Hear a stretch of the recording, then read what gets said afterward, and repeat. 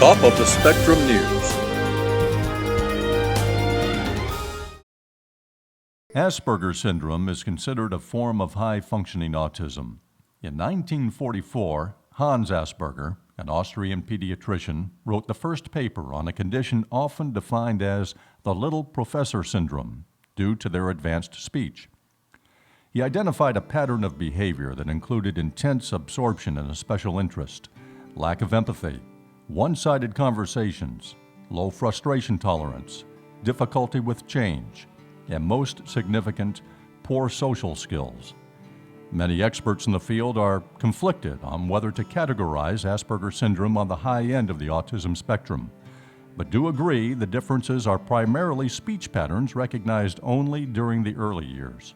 In a child that has what I think is a distinct entity in the younger ages, high-functioning autism, they do have significant speech delay. And that's the characteristic that sort of differentiates them from children with Asperger.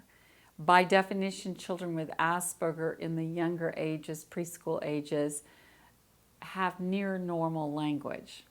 Dr. Temple Grandin holds her doctorate in animal science and is currently a professor at Colorado State University and happens to have autism.